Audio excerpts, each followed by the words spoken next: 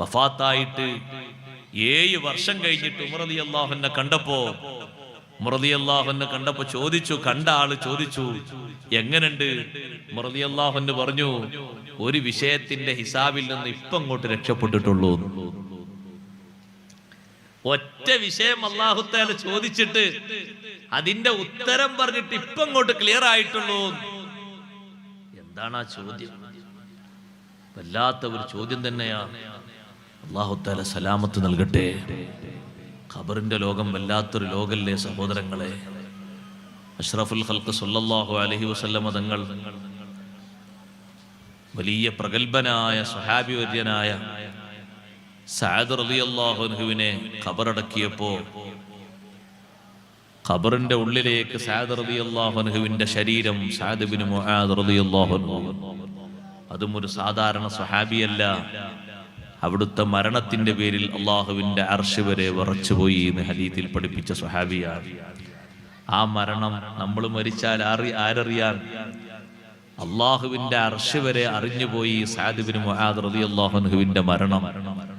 ആ സഅദ് തങ്ങളെ ഖബറിലേക്ക് അങ്ങ് വെച്ചപ്പോ, ഖബറിലേക്ക് വെച്ചിട്ട് അടിയിലെ ആ ഭാഗത്തുള്ള ഖബറിങ്ങനെ അടിയിലെ ഭാഗം കൊണ്ട് മൂടി റെഡിയാക്കിയിട്ട് സ്വഹാബത്തൊക്കെ മണ്ണിടാൻ ഒരുങ്ങുന്ന നേരം അല്ലാഹുവിന്റെ റസൂൽ തസ്ബീഹ് ചൊല്ലാൻ തുടങ്ങി. സുബ്ഹാനല്ലാഹ് സുബ്ഹാനല്ലാഹ് സുബ്ഹാനല്ലാഹ് സുബ്ഹാനല്ലാഹ്. തങ്ങൾ ചൊല്ലിയപ്പോ സ്വഹാബത്തും ചൊല്ലി തുടങ്ങി സുബ്ഹാനല്ലാഹ് സുബ്ഹാനല്ലാഹ് സുബ്ഹാനല്ലാഹ്. കുറെ നേരം തസ്ബീഹ് ചൊല്ലി. പിന്നെ തങ്ങൾ തസ്ബീഹ് നിർത്തിയിട്ട് തക്ബീർ ചൊല്ലാൻ തുടങ്ങി. അല്ലാഹു അക്ബർ അല്ലാഹു അക്ബർ അല്ലാഹു അക്ബർ. സ്വഹാബത്തും തക്ബീർ ചൊല്ലി. തക്ബീർ നിർത്തിയപ്പോ അവിടുത്തോട് ചോദിച്ചു, ലിമ സബ്ബഹത തവീലൻ സുമ്മ കബ്ബർത തവീലാ. നീണ്ട നേരം തസ്ബീഹ് ചൊല്ലിയല്ലോ നബിയേ, പിന്നെ നീണ്ട നേരം തക്ബീറും ചൊല്ലിയല്ലോ. അല്ലാഹുവിന്റെ റസൂല് പറഞ്ഞു, സ്വഹാബാ, സാധാരണ കാണാത്തൊരു കാഴ്ച ഈ ഖബറിന്റെ ഉള്ളിൽ ഞാൻ കണ്ടുപോയി. ലഖദ് തളായഖ അലാ ഹാദൽ അബ്ദി സ്വാലിഹി ഖബ്റുഹു. ഈ നല്ല മനുഷ്യനെ ഖബർ പിടിച്ച് ഇടുക്കിപ്പോയി സ്വഹാബാ. ഖബർ പിടിച്ച് ഇടുക്കിയപ്പോൾ എനിക്കത് സഹിച്ചില്ല. അപ്പോഴാണ് ഞാൻ തസ്ബീഹ് ചൊല്ലിയത്. നിങ്ങളും എന്റെ കൂടെ കുറെ നേരം തസ്ബീഹ് ചൊല്ലിയത്. സഹോദരങ്ങളെ, തസ്ബീഹ് കുറെ നേരം അള്ളാഹുവിനല്ലേ വാഴ്ത്തുന്നത്? പടച്ച റബ്ബിനല്ലാതെ ഈ പിടുത്തം വിടാൻ കഴിയുമോ? ഖബറിന്റെ 2 ഭിത്തികൾ ഒന്നാകെ അങ്ങ് കൂടിപ്പോയാൽ ചെറിയൊരു കൊതുകിന്റെ കടി സഹിക്കാൻ കഴിയാത്ത ദുർബല ശരീരമല്ലേ നമ്മുടെ ശരീരം. ഒരീച്ചയുടെ കടി സഹിക്കാൻ കഴിയാത്ത ശരീരമല്ലേ നമ്മുടെ ശരീരം. കാണുന്ന ഖബറിന്റെ 2 ഭിത്തികൾ അങ്ങനെ അങ്ങ് വന്ന് ഇടുക്കിയാൽ നബി സല്ലല്ലാഹു അലൈഹി വസല്ലം തങ്ങൾ എന്താ പരിഹാരം കണ്ടത്? ദിക്ർ തന്നെ പരിഹാരം. സുബ്ഹാനല്ലാഹ് സുബ്ഹാനല്ലാഹ് സുബ്ഹാനല്ലാഹ്. നീണ്ട നേരം തസ്ബീഹ് അങ്ങ് ചൊല്ലിയപ്പോ അതേ ഖബർ പിടുത്തം വിട്ടുപോയി. സഅദ് തങ്ങൾക്ക് ആശ്വാസം കിട്ടിയപ്പോ സന്തോഷം കൊണ്ട് അല്ലാഹു തആലാനെ വാഴ്ത്തിയിട്ട് പറഞ്ഞു, അല്ലാഹു അക്ബർ അല്ലാഹു അക്ബർ അല്ലാഹു അക്ബർ. അതുകൊണ്ട് ഖബർ മൂടിക്കഴിഞ്ഞാൽ പെട്ടെന്ന് തന്നെ പൊടിയും തട്ടി പോകരുത്. കുറച്ചു നേരം അവിടെ നിന്നിട്ട് ഖബറാളിക്ക് ഇസ്തിഗ്ഫാർ ചൊല്ലണം. ഖബറാളിക്ക് വേണ്ടി തസ്ബീഹ് ചൊല്ലണം. സാധാരണ നമ്മൾ ചൊല്ലുന്നതിൽ ഇസ്തിഗ്ഫാറും ഉണ്ട്. അല്ലാഹുമ്മഗ്ഫിർ ലഹു വർഹംഹു അല്ലാഹുമ്മ ആമിൻഹു മിൻ കുല്ലിൽ ഫസഇ. പടച്ച റബ്ബേ, ചോദ്യത്തിന്റെ നേരത്ത് നല്ല സ്ഥൈര്യം കൊടുക്കണേ അല്ലാഹ്. ചോദിക്കുന്ന നേരത്ത് നല്ല സ്ഥിരത കിട്ടിയാൽ സഹോദരങ്ങളെ അത് വലിയൊരു വിജയത്തിന്റെ മാർഗം കൂടിയാണ്. ചോദിക്കുന്ന നേരത്ത് നല്ല സ്ഥിരത കിട്ടാന് നമ്മൾ എന്താ ചെയ്യേണ്ടത് എന്നറിയോ സഹോദരങ്ങളെ? ഈമാനും ഇഖ്ലാസും മുറുകെ പിടിച്ചുകൊണ്ട് നന്നായി ജീവിക്കണം. ഖബറിനെ കുറിച്ചുള്ളൊരു ബോധം എപ്പോഴും നമ്മളെ മനസ്സിൽ വേണം. അതേ, ഖബറിന്റെ ഉള്ളിലല്ലേ ചോദ്യം നടക്കുന്നത്. ആ ചോദ്യ നേരത്ത് നല്ല സ്ഥൈര്യം ലഭിക്കാൻ സുബ്ഹാനല്ലാഹ് ഫർളും സുന്നത്തുകളും വീഴ്ച വരുത്താതെ ജീവിതത്തിൽ നിത്യമാക്കണം. തബാറക സൂറത്ത് എന്നും പതിവാക്കണം. ഖബറിന്റെ വിഷയത്തിൽ നിന്നുള്ള കാവലി എപ്പോഴും ചോദിക്കണം. സുന്നത്ത് നിസ്കാരത്തിലും ആ ദുആ വിട്ടുപോകരുത്. അല്ലാഹുമ്മ ഇന്നി അഊദു ബിക മിൻ അദാബിൽ ഖബരി വമിൻ അദാബിൻ നാരി വമിൻ ഫിത്നത്തിൽ മഹ്യാ വൽ മമാതി വമിൻ ഫിത്നത്തിൽ മസീഹിദ് ദജ്ജാൽ. ഒരൊറ്റ നിസ്കാരത്തിലും അല്ലാഹുവിന്റെ റസൂല് ആ ദുആ ഒഴിവാക്കിയിട്ടില്ല. അല്ലാഹുമ്മ സ്വല്ലി അലാ മുഹമ്മദ് എന്നെത്തുമ്പോഴേക്ക് തിരക്കും പിടിച്ച് സലാം വീട്ടിയിട്ട് എണീറ്റ് പോകണ്ട ഉമ്മമാരെ. അല്ലാഹുമ്മ സ്വല്ലി അലാ മുഹമ്മദിൻ വഅലാ ആലിഹി, ആലിന്റെ മേൽ സ്വലാത്ത് ചൊല്ലണം. അത് സുന്നത്താണ്, നിസ്കാരത്തിന്റെ പൂർണ്ണതക്ക് അനിവാര്യമാണ്. വഅലാ ആലിഹി എന്ന് ചൊല്ലിയ ശേഷം അല്ലാഹുമ്മ ഇന്നി അഊദു ബിക മിൻ അദാബിൽ ഖബരി വമിൻ അദാബിൻ നാരി വമിൻ ഫിത്നത്തിൽ മഹ്യാ വൽ മമാത് വമിൻ ഫിത്നത്തിൽ മസീഹിദ് ദജ്ജാൽ. ചോദിക്കുന്ന നേരത്ത് പതറിപ്പോകരുത്. നന്നായി ആ ചോദ്യത്തിന് അള്ളാഹുവിനോട് കാവൽ ചോദിക്കണം. ചോദ്യത്തെക്കുറിച്ച് നല്ല ബോധ്യത്തോടെ ജീവിക്കണം. പടച്ച റബ്ബിനോട് ആ നേരത്ത് സ്ഥിരത കിട്ടാൻ തസ്ബീത്ത് കിട്ടാൻ ഈമാനും ഇഖ്ലാസും എപ്പോഴും ഊട്ടിയുറപ്പിക്കണം. ഈമാനിന് ലെവലേശം സംശയമുണ്ടാകരുത്. ഞാൻ പറഞ്ഞ വിഷയം തന്നെ തുടരട്ടെ. അംർ ഇബ്നുൽ ആസ് റളിയല്ലാഹു അൻഹു തന്റെ കൂട്ടുകാരോടും മക്കളോടും പറഞ്ഞത്, ഒന്നാമത്തെ വിഷയം എനിക്ക് നിങ്ങളവിടെ നിൽക്കുമ്പോ നേരം പോക്ക് ലഭിക്കുമെന്നാണ്. രണ്ടാമത്തതോ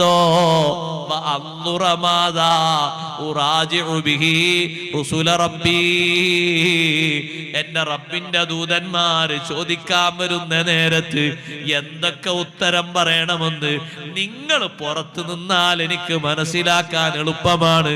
അതുകൊണ്ട് പെട്ടെന്ന് പോകരുതേ.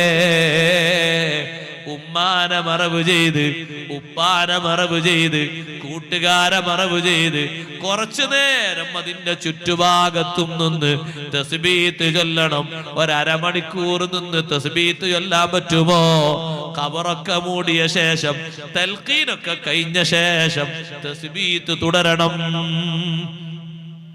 തൽഖീൻ കഴിഞ്ഞിട്ടാണ് തസ്ബീത്ത്. തസ്ബീത്ത് നേരത്തെ തുടങ്ങിയിട്ട് എന്തെങ്കിലുമൊക്കെ കഴിക്കാണ്ടെങ്കിൽ കഴിച്ചാണ്ട് വേഗം സലാമത്താകല്ല വേണ്ടിയത്. തസ്ബീത്ത് ലാസ്റ്റാ, തൽഖീനൊക്കെ കഴിഞ്ഞ ശേഷം. അങ്ങനല്ല തസ്ബീത്ത്, അങ്ങനെയാണ് തസ്ബീത്ത്. തസ്ബീത്ത് ചെല്ലണം. തസ്ബീത്ത് മണ്ണിടുമ്പോഴേക്ക് തുടങ്ങിക്കൊള്ളിൽ കുഴപ്പമൊന്നുമില്ല. പക്ഷെ മണ്ണിട്ട് ദുആക്കെ കഴിഞ്ഞതിന്റെ ശേഷവും അവിടെ നിന്നുകൊണ്ട് തസ്ബീത്ത് ചെല്ലണം. ഖബറൊക്കെ ഫുള്ള് മൂടിയ ശേഷമാണ് നബി തങ്ങൾ തസ്ബീത്ത് എല്ലാം വേണ്ടി പറഞ്ഞത്. ഈ തൽഖീന് നിർത്തി കിട്ടാൻ വേണ്ടിയിട്ട് നേരത്തെ ഏതോ ആൾ തുടങ്ങി വെച്ചതാണ് ഈ തസ്ബീത്ത്. അങ്ങനെയല്ല വേണ്ടത് ശരിക്കും. ഞാനൊരു പുതിയതായിട്ട് ഒരു സുന്നത്തമാത്തിന്റെ ആശയം ഒന്ന് കോഴിക്കോട്ട് നിന്ന് എഴുതി കൊണ്ടൊന്നുമല്ല, അങ്ങനെ തന്നെ ഉള്ളത്. നേരത്തെ തന്നെ ഇമാമിയങ്ങൾ ഉസ്താദന്മാരൊക്കെ പഠിപ്പിച്ച അങ്ങനെ തന്നെ. ചോദ്യം ചോദിക്കപ്പെടുന്ന നേരത്തെ അവിടെ നിന്ന് തസ്ബീത്ത് ചൊല്ലണം, അവിടെ നിൽക്കണം. മുഅ്മിനീങ്ങൾ നിൽക്കുമ്പോ തന്നെ ഖബറാളിക്ക് സന്തോഷാണ് എന്ന് ലോകത്താരാ പഠിപ്പിച്ചത്? അംർ ഇബ്നുൽ ആസ് റളിയല്ലാഹു അൻഹു. അതുകൊണ്ട് തസ്ബീത്തിൽ സന്ദേഹമുണ്ടാകരുത്, തൽഖീനിൽ സന്ദേഹമുണ്ടാകരുത്. സുന്നത്ത് ജമാഅത്തിന് ഒരൊറ്റ കാര്യത്തിലും സംശയം ഉണ്ടാകാൻ പാടില്ല. ഉറച്ച ഈമാനാകണം. അഷ്റഫുൽ ഖൽഖ് മുഹമ്മദുർ റസൂലുള്ളാഹി സ്വല്ലല്ലാഹു അലൈഹി വസല്ലം തങ്ങൾ അവിടുത്തെ സ്വഹാബത്തിലൂടെ, സ്വഹാബത്ത് താബീങ്ങളിലൂടെ, താബിയുകൾ ഇമാമിയങ്ങളിലൂടെ നമുക്ക് എത്തിച്ചു തന്ന എല്ലാ കാര്യങ്ങളിലും അടിയുറച്ച നല്ല ഈമാനും ഇഖ്ലാസും ഉണ്ടാകണം. ഈമാനിൽ ലവലേശം മാറ്റമുണ്ടായാൽ, നിഫാഖ് ബാധിച്ചു പോയാൽ, ബിദ്അത്ത് ബാധിച്ചു പോയാൽ, ഏറ്റവും വലിയ സങ്കടം വരുന്നൊരു നേരമാണ് ഖബറിന്റെ ലോകം കേട്ടോ. മറ്റൊന്ന് മഹ്ശറിൽ വെച്ച് മുഅ്മിനീങ്ങള് അവരുടെ നൂറോടെ മുന്നോട്ട് നീങ്ങുമ്പോ പിന്നാലെ ഇരുട്ടിൽ തപ്പുന്ന മുനാഫിക്കുകൾ വിളിക്കും, അലം നകും മഅകും, നമ്മൾ നിങ്ങളോടൊപ്പം ജീവിച്ചവരല്ലേ, ഒപ്പം നിസ്കരിച്ചവരല്ലേ, ഒപ്പം പലതും പലതും ചെയ്തവരല്ലേ. മുഅ്മിനീങ്ങൾ പറയും ഖാലൂ ബലാ, സംഗതിയൊക്കെ അങ്ങനെ തന്നെ. വലാകിന്നകും ഫതൻതും അൻഫുസകും വതറബ്ബസ്തും വർതബ്തും വഗറത്കുമുൽ അമാനിയു ഹത്താ ജാഅ അംറുല്ലാഹി വഗറക്കും ബില്ലാഹിൽ ഗറൂർ. ദുനിയാവിലെ താൽപര്യങ്ങളും ആഗ്രഹങ്ങളും നിങ്ങളെ വഞ്ചിച്ചു കളഞ്ഞു. പല വിഷയങ്ങളിലും നിങ്ങൾ സംശയിച്ചു പോയി. പലതും ശരിയല്ല എന്ന് നിങ്ങൾ മനസ്സിലാക്കിപ്പോയി. വഗറക്കും ബില്ലാഹിൽ ഗറൂർ. മഹാവഞ്ചകനായ പിശാച് നിങ്ങളെ ചതിച്ചുപോയി എന്ന് ഈമാനുള്ളവരും മറുപടി പറഞ്ഞ് മുന്നോട്ട് നീങ്ങും. സഹോദരങ്ങളെ, മുനാഫിക്കുകൾ ഇരുട്ടിൽ തപ്പുകയാണ്. ഒരു പ്രയോജനമുണ്ടാകുമോ? ഇല്ലല്ലോ. ഏറ്റവും കടുത്ത ശിക്ഷ കൊടുക്കാൻ വിധിക്കപ്പെട്ട നരകത്തിലെ അടിത്തട്ട് അല്ലാഹു തയ്യാറാക്കിയിരിക്കുന്നത് ആർക്കാണ്? ഇന്നൽ മുനാഫിഖീന ഫിദ്ദർക്കിൽ അസ്ഫലി മിനന്നാർ. കപടന്മാർക്കല്ലേ നരകത്തിലെ അടിത്തട്ട്. കപട വിശ്വാസികൾക്കല്ലേ വിശ്വാസരംഗത്ത് വൈകല്യം സംഭവിച്ചു. നിസ്കാരത്തിന് കുറവൊന്നുമില്ല, മറ്റു സുഹൃതങ്ങൾക്ക് കുറവൊന്നുമില്ല. കുറവുള്ളത് ഈമാനിനാണ്. ഈമാനിന് കുറവുണ്ടാകാൻ പാടില്ല. ലോകത്ത് ഈമാനിന് കുറവുള്ള വിഭാഗങ്ങൾ ഇങ്ങനെ വർദ്ധിച്ചു കൊണ്ടിരിക്കുകയാണ് പല ഭാഗങ്ങളിലും. അതിൽപ്പെട്ട ഏറ്റവും വലിയൊരു വിഭാഗമാണ് ഷീഇയ്യത്ത്, ഷിയാക്കൾ എന്ന് പറയുന്ന വിഭാഗം. വിശ്വാസരംഗത്ത് വലിയ വൈകല്യമുള്ള കൂട്ടരാണ്. 1, 2 ഒന്നല്ല, 10, 45 വിഭാഗം ഉണ്ടവര്. കിതാബിൽ തന്നെ അങ്ങനെ പഠിപ്പിക്കുന്നുണ്ട്. 10, 45 വിഭാഗം ഉണ്ട്. പള്ളി ദർസിൽ ഓതുന്ന ഷറഹുൽ അഖായിദിന്റെ ഷർഹുകളിലൊക്കെ കാണാം. ചില വിശ്വാസങ്ങളൊക്കെ കേൾക്കുമ്പോൾ അവർ ഇത്രയും പോയത്തക്കാരാണോ എന്ന് ചിന്തിച്ചു പോകും. സൈദിയത്ത് എന്ന് പറയുന്ന ഒരു വിഭാഗം ഉണ്ട്. അതില് അവരിപ്പുണ്ടോന്ന് അറിയില്ല. അവരെന്താ പറയുന്നത് അറിയോ? ഈ മഴ പെയ്യുന്നതൊക്കെ അതൊക്കെ അല്ലാഹു തആലാന്റെ മൂത്രാണ് എന്ന് അവര് പറയുന്നത്. നിങ്ങൾ ആലോചിച്ച് നോക്കുക, അവരെ വിശ്വാസത്തിന്റെ ഒരു വൈകല്യവും. അവർക്കുണ്ട് പള്ളി, അവർക്കുണ്ട് നിസ്കാരം, അതുകൊണ്ട് മാത്രം കാര്യമില്ല. വിദേശത്ത് ചില സ്ഥലങ്ങളിലൊക്കെ പോയാൽ വാങ്ക് തന്നെ മാറിയത് കാണാം. നമ്മുടെ നാട്ടിൽ വാങ്ക് മാറിയിട്ടുണ്ടോ? ഇല്ല. അവിടെ അഷ്ഹദു അല്ലാ ഇലാഹ ഇല്ലല്ലാഹ് എന്ന് പറഞ്ഞാൽ ചില സ്ഥലത്തൊക്കെ അഷ്ഹദു അന്ന അലി വലിയുല്ലാഹ് എന്ന് കേൾക്കാം. ചില സ്ഥലത്ത് അഷ്ഹദു അന്ന അലി റസൂലുള്ളാഹ് എന്നും കേൾക്കാം. അല്ലാഹു തആല കാത്തുരക്ഷിക്കട്ടെ. മനുഷ്യന്മാരെ വിശ്വാസപരമായിട്ടുള്ള വൈകല്യങ്ങളാണിത്.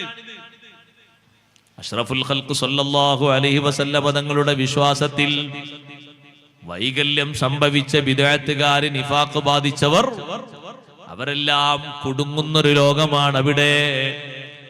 ഏറ്റവും അധികം ഈമാൻ ഇല്ലാത്ത ആളുകള് ഒന്ന് മുസ്ലിമായെങ്കിലെങ്കിലും മതിയായിരുന്നു എന്ന് വിചാരിക്കുന്നൊരു നേരം എപ്പോഴാണെന്നറിയോ?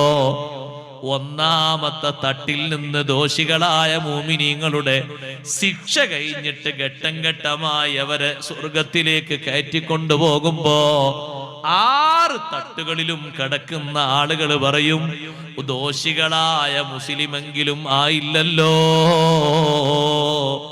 ഒന്നാമത്തെ തട്ടിൽ കടന്നാലും കുഴപ്പമില്ലായിരുന്നു, അവർക്ക് രക്ഷ കിട്ടിയല്ലോ ഈമാനിന്റെ പേരില്. നമുക്ക് അതും കിട്ടിയില്ലല്ലോ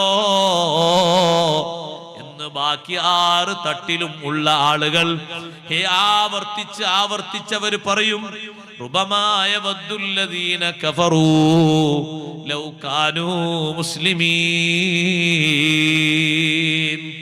ഈമാനില്ലാത്ത ആളുകൾ ഒന്ന് മുസ്ലിമായിരുന്നെങ്കിൽ, ഒന്ന് ഇസ്ലാമോടെ ജീവിച്ചിരുന്നുവെങ്കിൽ എന്ന് ചിന്തിക്കുന്ന, വളരെ കൂടുതൽ ആഗ്രഹിക്കുന്ന, വിളിച്ചു പറയുന്ന നേരം അത് പരലോകമാണ് സഹോദരങ്ങളെ. ഈമാൻ ഇവിടുന്ന് കാത്തു സൂക്ഷിക്കേണ്ടതാണ്, ഇവിടുന്ന് സമ്പാദിക്കേണ്ടതാണ്. അവിടെ പോയി മൂമിനാകാൻ എല്ലാവരും റെഡിയാണ്. ഏറ്റവും അധികം അതേ പരലോകത്തുനിന്ന് ഞങ്ങൾ ഈമാനിലേക്ക് വന്നുകൊള്ളാം, ഞങ്ങൾ മുസ്ലിമായി കൊള്ളാം എന്ന് പറയുന്നവരാരാണ്? സത്യനിഷേധികളാണ്. അവരാണ് ഏറ്റവും അധികം അല്ലാഹുവിനോട് പറയാം, ഫലോ അന്നലന കറ, ഒരു ചാൻസ് കൂടി തരുമോ പടച്ചോനെ, ഒറ്റ ചാൻസ് കൂടി, ഫനക്കൂന മിനൽ മുഅ്മിനീൻ, ഞങ്ങൾ മുഅ്മിനീങ്ങളിൽ പെട്ടിങ്ങോട്ട് വരാം. ഈമാൻ കൊള്ളാൻ ചെറിയൊരു പ്രയാസം ഞങ്ങൾക്ക് വന്നു, അത്രേ ഉള്ളൂ, ഒരു ചാൻസ് കൂടി നീ തന്നാ മതി. നടക്കോ ഇനി അത്? അള്ളാഹു നമ്മുടെ ഈമാൻ സലാമത്താക്കി തരട്ടെ. ഈമാനിന് രാജിയാകുന്ന, ഈമാനിന് എതിരാകുന്ന ഒരു വാക്കും പ്രവൃത്തിയും വരാതെ നമ്മുടെ ഈമാനെ കാത്തു സൂക്ഷിക്കണം. ഈമാനിന് കേടുപാട് സംഭവിക്കരുത്. ഈമാനിന് കേടുപാട് സംഭവിച്ചാൽ പിന്നെ എത്ര വലിയ അമല്, കോടിക്കണക്കിന് ലക്ഷക്കണക്കിന് അമല് ചെയ്തിട്ടും കാര്യമില്ല. ഏറ്റവും പ്രധാനപ്പെട്ട ഒരു കാര്യം ആ വിഷയത്തിൽ ഞാൻ ഓർമ്മപ്പെടുത്തട്ടെ. നിയമങ്ങൾക്ക് നിയമത്തിന്റെ വില തന്നെ നമ്മുടെ ഖൽബിൽ വേണം. ഹറാമിന് പുല്ല് വില വന്നാൽ, ഹറാമ് ലാഘവത്തോടെ കണ്ടാൽ, ഹലാലാക്കുന്ന പരിവേഷം വന്നാൽ, പലരും ചെയ്യുന്നു എന്ന മുഖേന പ്രശ്നമില്ല എന്ന ഒരു ചിന്തയും വാക്കും വന്നാൽ, ഒരൊറ്റ ഹറാമിനെ ഹലാലാക്കിയാൽ തന്നെ ദീന് വിട്ട് പുറത്തുപോയി. അല്ലാഹു നമ്മളെ കാത്ത് രക്ഷിക്കട്ടെ. കുറ്റകൃത്യങ്ങൾക്ക് കൂടുതൽ സൗന്ദര്യവും അതിന് ആസ്വാദകരും അതിന് പ്രേക്ഷകരും അതിന് സമ്പാദകരും അതിന് പ്രസിദ്ധീകരിക്കുന്ന ആളുകളും അതിന് പബ്ലിസിറ്റി ചെയ്യുന്നവരും ലോകതലത്തിൽ വർദ്ധിക്കുകയും അതിന്റെ വിവിധ മുഖങ്ങൾ ലോകതലത്തിൽ വരികയും അതിന്റെ ആളുകളായിട്ട് പലരും മാറുകയും ചെയ്യുമ്പോ, മുസ്ലിമേ, നിന്റെ ഖൽബിലെങ്ങാനും ഒരിക്കലെങ്ങാനും തോന്നിപ്പോയാൽ, ഇതിനൊന്നും പ്രശ്നമില്ല എന്ന് തോന്നിപ്പോയാൽ, പച്ച ഹറാമിന് കുഴപ്പമില്ലെന്ന് തോന്നിപ്പോയാൽ, ഈമാന് പോയി കേട്ടോ. ഇതിനത്ര പ്രശ്നമൊന്നുമില്ല. എത്ര ആളുകൾ ഇതിന്റെ പിന്നിലുണ്ട്, എത്ര ആളുകൾ ഇത് ചെയ്യുന്നുണ്ട് എന്നൊരു തോന്നല് വന്നാൽ, സുബ്ഹാനല്ലാഹ്, നമ്മുടെ ഈമാന് പോയി. അതുകൊണ്ടാണ് ഹറാമിനെ ഹറാമായിട്ട് തന്നെ കാണണം, ഹറാമിനെ ഹറാമായിട്ട് തന്നെ കാണണം. എത്ര സന്നിഗ്ധ ഘട്ടമാണെങ്കിലും അതിനോട് സമരസപ്പെടുന്ന ഒരു രംഗം നമുക്ക് ഉണ്ടായിക്കൂടാ. എത്ര ബുദ്ധിമുട്ടുള്ള സംഗതി വന്നാലും അത് സ്വീകരിക്കുന്ന ഒരു സന്ദർഭം ഉണ്ടായിക്കൂടാ. ലാഘവത്തോടെ കാണരുത്, ലാഘവത്തോടെ കാണരുത്. ഹറാമിനെ ഹറാമായിട്ട് തന്നെ കാണണം. അതിനൊന്നും പ്രശ്നമില്ല എന്ന് കാണരുത്. പ്രായപൂർത്തിയും പക്വതയും എത്തിയിട്ട് 1-2 മക്കളുള്ള ഒരു ഉപ്പയോട് അല്ല, അങ്ങനെയൊന്നും ഈ രൂപത്തിലൊന്നും വസ്ത്രം ധരിക്കാൻ പാടില്ലല്ലോ. ഇസ്ലാമികമായിട്ട് അതൊക്കെ വളരെ മോശപ്പെട്ട കാര്യമില്ലേ എന്ന് ഒരു ഉസ്താദ് നല്ല ഉപദേശം നൽകിയതാണ്. അയാളെ ബുദ്ധിമുട്ടാക്കിയ അല്ലെങ്കിൽ അപമാനിക്കുക ഒന്നുമില്ല, വ്യക്തിപരമായിട്ട് ഉപദേശിച്ചതാണ്. അപ്പൊ അയാൾ പറഞ്ഞു, ഉസ്താദേ, എല്ലാ കാര്യങ്ങളും നോക്കിയിട്ട് ഇപ്പൊ ദുന്യാവിൽ ജീവിക്കാൻ കഴിയും, കുറച്ചൊക്കെ എങ്ങനെ ഇല്ലാതെ ഇപ്പൊ എങ്ങനെ ജീവിക്ക? സുബ്ഹാനല്ലാഹ്, എന്താണ് ആ പറഞ്ഞതിന്റെ അർത്ഥം? ഇതൊക്കെ കുറച്ച് അനുവദിക്കണം എന്നല്ലേ ആ പറഞ്ഞ മനസ്ഥിതി? ഉസ്താദ് പറയുന്നത്, ഈ രൂപത്തിലുള്ള നിങ്ങൾ ധരിച്ചിരിക്കുന്ന ഈ വസ്ത്രം അത് ശരിയല്ല. അറിവില്ലാതെ ധരിച്ചതാണെങ്കിൽ നിങ്ങൾ തിരുത്തണം. നിങ്ങളെ മോനും ധരിച്ചിരിക്കുന്നത് അങ്ങനെ തന്നെയാണല്ലോ.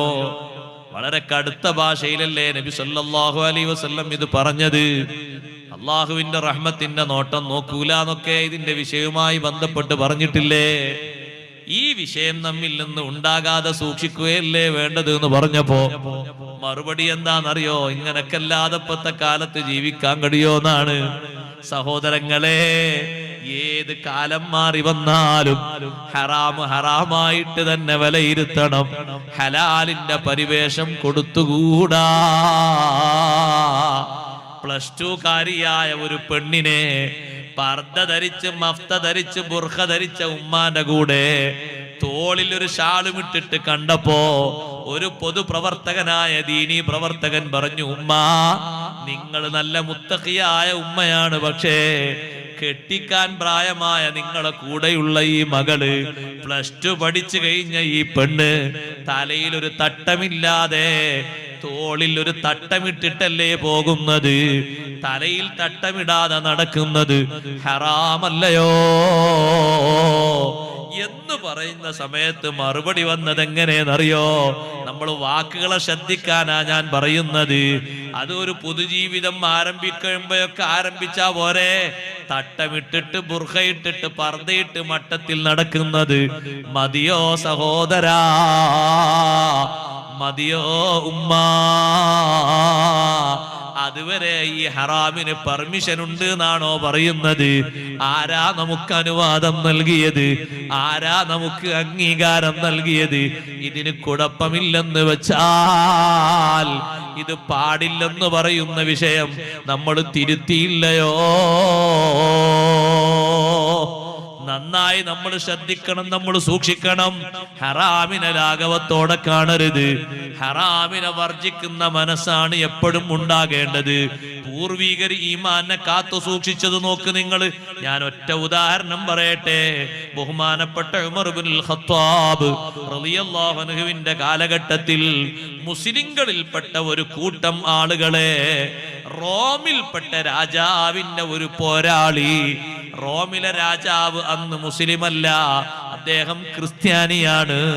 ആ രാജാവിന്റെ ഒരു പോരാളി ഉമർ ഇബ്നുൽ ഖത്താബ് റളിയല്ലാഹു അൻഹു ഭരിക്കുന്ന കാലത്ത് മുസ്ലിങ്ങളെ കൂട്ടത്തിൽപ്പെട്ട ഒരു കൂട്ടം ആളുകളെ പിടിച്ച് അറസ്റ്റ് ചെയ്തു.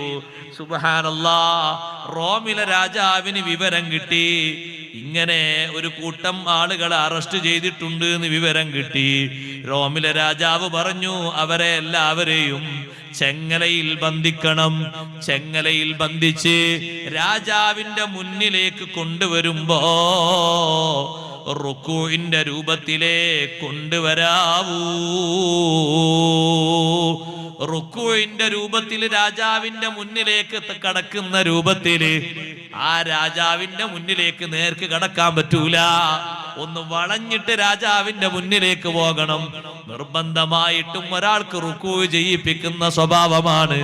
സുബ്ഹാനല്ലാഹ്, മുസ്ലിങ്ങളെ കൂട്ടത്തിൽപ്പെട്ട ഒരാളെ രാജാവിന്റെ മുന്നിലേക്ക് അങ്ങനെ കൊണ്ടുപോകാൻ വേണ്ടി അതേ ചെങ്ങലയിൽ ബന്ധിച്ച് റുക്കൂഇന്റെ രൂപത്തിൽ കൊണ്ടുപോകുന്ന സ്ഥലത്ത് എത്തിയപ്പോ റുക്കൂഇന്റെ രൂപത്തിൽ അങ്ങോട്ട് കടക്കണമെന്ന് പറഞ്ഞപ്പോ അദ്ദേഹം പറഞ്ഞു, ഇന്നി ലഅസ്തഹീ മിൻ മുഹമ്മദിൻ സ്വല്ലല്ലാഹു അലൈഹി വസല്ലമ അൻ അദ്ഖുല അലൽ കാഫിരി കഹൈഅത്തിർ റാകിഈ.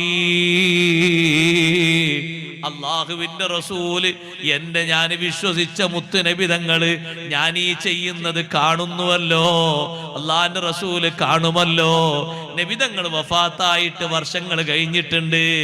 ഒരു കാഫിറിന്റെ സവിധത്തിലേക്ക് റുക്കൂ ചെയ്യുന്ന കോലത്തിൽ പോകുന്നത് എനിക്ക് നാണമാണ്. സഹോദരിമാരുടെ ഭാഗത്തേക്ക് ബക്കറ്റ് വിടുന്നുണ്ട്. ഒരുപാട് സഹോദരിമാര് ഉമ്മമാര് വന്നിട്ടുണ്ട് എന്ന് സംഘാടകർ പറഞ്ഞു. നല്ല സംഭാവന കൊടുത്തേക്കണം പരിപാടിക്ക് വേണ്ടി എന്ന് പ്രത്യേകം ഓർമ്മപ്പെടുത്തും. ഇരിക്കട്ടെ സഹോദരങ്ങളെ, റുക്കൂഇന്റെ രൂപത്തിൽ എനിക്ക് അങ്ങോട്ട് കിടക്കുന്നത് നാണമാണ്, എനിക്കത് പറ്റൂലാന്ന് ഈ ഒരു മുസ്ലിങ്ങളെ കൂട്ടത്തിൽപ്പെട്ട ഒരു വ്യക്തി പറഞ്ഞപ്പോ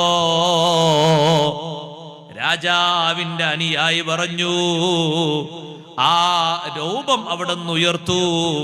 അയാള് തലകുനിച്ച് വരാതെ നേർക്ക് നേരെ വരട്ടെ. നേർക്ക് നേരെ മുന്നോട്ട് കടന്നു എന്നു. അതേ കുനിച്ചു പോകുന്ന സ്വഭാവം, അതിന്റെ തടസ്സങ്ങളൊക്കെ മാറ്റിക്കൊടുക്കാൻ പറഞ്ഞു. നേരെ രാജാവിന്റെ അനുയായിയുടെ മുന്നിലേക്ക് പോയി. ദീർഘനേരം സംസാരിച്ചപ്പോ റോം രാജാവിന്റെ അനുയായി പറഞ്ഞു, നീ ഞങ്ങളെ ദീനിൽ പ്രവേശിക്കണം. ഒരാളോട് പറയാണ്, ഞങ്ങളെ മതത്തിൽ നീ പ്രവേശിക്കണം. എന്റെ കയ്യിലുള്ള ഭരണത്തിന്റെ മോതിരം നിന്റെ കയ്യിലേക്ക് വെച്ചു തരാം. റോമിന്റെ അധികാരം നിനക്ക് ലഭിക്കും, നിനക്ക് ഇഷ്ടം പോലെ കാര്യങ്ങൾ ചെയ്യാം. ആ സമയത്ത് മുസ്ലിമായ സഹോദരൻ ആ റോമിന്റെ അധിപനോട് ചോദിച്ചു, അല്ല കം ലിറൂമി മിനദ് ദുനിയാ, ദുനിയാവിൽ നിന്ന് റോമെന്ന് പറയുന്ന പ്രദേശം എത്രയുണ്ട്? അതേ, കുറഞ്ഞ പ്രദേശമല്ലേ ഉള്ളൂ. ദുനിയാവ് മൊത്തം റോമല്ലല്ലോ, ദുനിയാവിന്റെ പകുതി റോമല്ലല്ലോ, ദുനിയാവിൽ കുറഞ്ഞ ഭാഗമല്ലേ റോമെന്ന് പറയുന്നത്. ലൗകാനത്തിദ് ദുനിയാ കുല്ലുഹാ ലഹും മംലൂഅതൻ ദഹബൻ വജവാഹിറ വഅതുഹാ ഇലയ്യ ബദലൻ അൻ സമാഇ അദാനി യൗമിൻ മാ ഖബിൽതുഹാ. മുസ്ലിമായ മനുഷ്യൻ പറഞ്ഞൊരു കാര്യം കേൾക്കണോ നിങ്ങൾക്ക്? ഈ റോമെന്ന നാട് മുഴുവനും സ്വർണവും മുത്തും രത്നവും നിറച്ചിട്ട് നിങ്ങൾ എൻ്റെ കയ്യിൽ വന്ന് എൻ്റെ കയ്യിലേക്ക് സംഭാവനയായി കൊണ്ടുതരുന്നത് ഒരൊറ്റ ദിവസത്തെ വാങ്ക് കേൾക്കാതിരിക്കുന്നതിന് പോലും പകരമായി സ്വീകരിക്കാൻ പറ്റൂല. ഇന്നത്തെ വാങ്ക് നീ കേൾക്കരുത് എന്ന് പറഞ്ഞിട്ട് ഒരു വക്തിന്റെ വാങ്ക് കേൾക്കാതിരിക്കാൻ ഈ നാട് നിറയെ നിങ്ങൾ സ്വർണം എന്റെ കയ്യിൽ കൊണ്ടുവന്നാലും ഞാനത് സ്വീകരിക്കൂല. അപ്പൊ ചോദിച്ചു, ഈ റോമിന്റെ സൈന്യത്തിന്റെ അധിപൻ ചോദിച്ചു, എന്താണ് വാങ്കെന്ന് പറയുന്നത്? വാങ്കങ്ങ് ഉച്ചത്തിൽ ചൊല്ലിക്കൊടുത്തു. ആ വാങ്കിലുണ്ടല്ലോ അഷ്ഹദു അല്ലാ ഇലാഹ ഇല്ലല്ലാഹ് വ അഷ്ഹദു അന്ന മുഹമ്മദർ റസൂലുള്ളാഹ്. ആ രണ്ട് വാക്കുകൾ കേട്ടപ്പോ റോമിന്റെ അധിപൻ പറഞ്ഞു, നേതാവ് പറഞ്ഞു, ഈ മനുഷ്യന്റെ മനസ്സിൽ മുഹമ്മദ് നബി സല്ലല്ലാഹു അലൈഹി വസല്ലമ തങ്ങളോടുള്ള ഹുബ്ബ് ഇയാളെ മനസ്സിൽ ഉറച്ചു പോയിട്ടുണ്ട്. പെട്ടെന്നൊന്നും ഇയാളെ മടക്കാൻ കഴിയൂല. മുസ്ലിങ്ങളെ കൂട്ടത്തിൽപ്പെട്ട ഒരാളെ വിളിച്ചുകൊണ്ട് ഒരാളെ പിടിച്ച് പോസ്റ്റ്മോർട്ടം ചെയ്യാൻ. അധികാരത്തിന്റെ മോതിരമാണ് കയ്യിലേക്ക് തരാമെന്ന് പറഞ്ഞത്. അധികാരത്തിന്റെ മോതിരോ? ഈ നാട് മൊത്തം നിങ്ങൾ സ്വർണവും മുത്തും മറ്റൊക്കെ നിറച്ചു വന്നാലും ഒരു നേരത്തെ വാങ്ക് കേൾക്കണ്ടെന്ന് പറഞ്ഞാൽ എനിക്കത് സഹിക്കൂല. പിന്നല്ല നാടിന്റെ അധികാരം മൊത്തം. അപ്പൊ വാങ്ക് അങ്ങോട്ട് കൊടുത്തപ്പോഴാണ് മറ്റേ ആള് പറഞ്ഞത്, ആ വാങ്കിലുണ്ടല്ലോ അഷ്ഹദു അന്ന മുഹമ്മദ് റസൂലുള്ളാഹ്, മുഹമ്മദ് നബി സല്ലല്ലാഹു അലൈഹി വസല്ലം തങ്ങളോടുള്ള ഹുബ്ബ് ഇവരൊക്കെ കൽബിൽ ഉറച്ചു പോയിട്ടുണ്ട്. പെട്ടെന്ന് ഇവരെ മടക്കിയെടുക്കാൻ പറ്റൂല. അതുകൊണ്ട് നമുക്ക് താമസിപ്പിച്ചുകൊണ്ട് ശിക്ഷകൾ കൊടുക്കാം. സൈന്യങ്ങളോട് ഉത്തരവിടുന്നു. എന്താണ് അടുത്ത ഉത്തരവ്? വലിയ ഒരു തീ കത്തിച്ചിട്ട് അതിന്റെ മേലെ ഒരു ചെമ്പ് കൊണ്ടുവന്ന് വെക്കണം. ആ ചെമ്പിലേക്ക് വെള്ളം ഒഴിക്കണം, നിറയെ വെള്ളം ഒഴിക്കണം. ചെമ്പ് കൊണ്ടുവന്നു വെക്കുന്നു. മുസ്ലിങ്ങളെ കൂട്ടത്തിൽ നിന്ന് നേരത്തെ ചോദ്യം ചെയ്ത് ഉത്തരം പറഞ്ഞ് വാങ്ങൊക്കെ കൊടുത്ത ആള് ചെമ്പ് കാണുകയാണ്. നമ്മളൊന്ന് ഈമാനിനെ ചിന്തിക്കണം കേട്ടോ. ചെമ്പ് കാണുകയാണ്. ആ ചെമ്പിന്റെ അടിയിൽ തീ എങ്ങനെ കത്തുന്നു? വെള്ളം കൊണ്ടുപോയി ഒഴിക്കുന്നു. വെള്ളം എങ്ങനെ തളച്ചു പൊന്തിയപ്പോ പിടിച്ച് വെള്ളത്തിലേക്ക് അയാളെ വലിച്ചെറിയൂ എന്ന് പറഞ്ഞു. അവരെല്ലാവരും കൂടി പിടിച്ച് ഈ മനുഷ്യനെ ചെമ്പിലേക്ക് വലിച്ചെറിയുമ്പോ ചെമ്പിലേക്ക് എത്തുന്നത് കുറെ ദൂരത്ത് നിന്ന് എറിഞ്ഞിട്ടാണ്. ചെമ്പ് തൊടാനായ നേരത്ത് മുസ്ലിം അങ്ങ് ചൊല്ലിപ്പോയി, ബിസ്മില്ലാഹിർ റഹ്മാനിർ റഹീം. റഹ്മാനും റഹീമുമായ അല്ലാഹുവിന്റെ ഇസ്മോടുകൂടെ പടച്ച റബ്ബല്ലേ ഈ തീന് ശക്തി കൊടുക്കുന്നവൻ, പടച്ച റബ്ബല്ലേ ഈ വെള്ളം തിളപ്പിക്കുന്നവൻ, പടച്ച റബ്ബല്ലേ ഈ തീന് ചൂട് കൊടുക്കുന്നവൻ, ആ അള്ളാഹുവിന്റെ ഇസ്മോടെ ഞാൻ ഇതിലേക്ക് പ്രവേശിക്കുന്നു എന്ന് ബിസ്മീൻ ചൊല്ലിയിട്ട് ആ ചെമ്പിലേക്ക് അങ്ങ് കടന്ന് ഒരു ഭാഗത്തുകൂടെ പ്രവേശിച്ച് മറ്റൊരു ഭാഗത്തുകൂടെ പുറത്തേക്ക് വന്നു. സുബ്ഹാനല്ലാഹ്. അവർക്കൊന്നും തൊടാൻ കഴിയാതെ തിളച്ചു മറിയുന്ന വെള്ളം, അതിന്റെ ചൂടിന്റെ ഡിഗ്രി കൊണ്ട് എത്രയോ ഉയരത്തിലേക്ക് അതിന്റെ ആവി പൊങ്ങുന്നുണ്ട്. അത്ഭുതപ്പെട്ടു പോയി. വല്ലാത്തൊരു മനുഷ്യൻ തന്നെയാണ്. വല്ലാത്തൊരു ഈമാൻ തന്നെയാണ്. ഈ മനുഷ്യനൊന്നും പറ്റിയില്ലേ? അവര് നോക്കുന്നു, ഒരു ഭാഗത്തും പൊള്ളിയിട്ടില്ല, രോമം കരിഞ്ഞിട്ടില്ല, കല വീണിട്ടില്ല, എവിടെയും ചുവപ്പോ മറ്റു കളറുകളോ ഒന്നുമായിട്ടില്ല.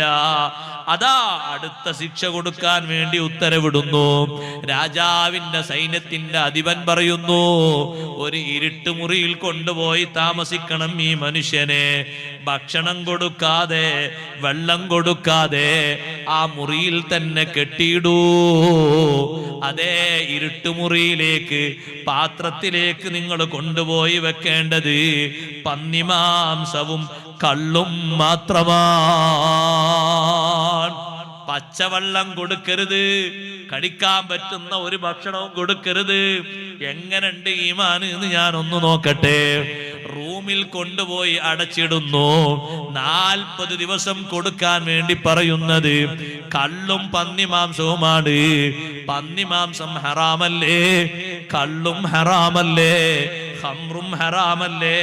അത് കൊടുക്കാനാ പറയുന്നത്. സുബ്ഹാനല്ലാഹ്. റൂമിലുള്ള വെളിച്ചം കെടുത്തിയിട്ട് ഒരു പാത്രത്തിൽ നിറയെ കള്ളും മറ്റൊരു പാത്രത്തിൽ അതാ ചുട്ടതും പൊരിച്ചതുമായ പന്നിമാംസവും വെച്ചുകൊണ്ട് മുന്നിലേക്ക് വെക്കുന്നു. ചെറിയ സ്വബറ് മതിയോ? ചെറിയ ക്ഷമ മതിയോ? അല്ലാഹു തന്ന ഈമാനിന്റെ വലുപ്പവും, അല്ലാഹു തന്ന ഈമാനിന്റെ കടുപ്പവും, അല്ലാഹു തന്ന ഈമാനിന്റെ യശസ്സും മുഅ്മിനീങ്ങളെ നമ്മുടെ ജീവിതത്തിൽ നമ്മൾ അനുഭവിച്ചിട്ടില്ല. മുൻഗാമികൾ അനുഭവിച്ചു പോയി, മധുരം ആസ്വദിച്ചു പോയി. കുലുക്കമില്ലാത്ത ഈമാൻ കയ്യിലേന്തിപ്പോയി.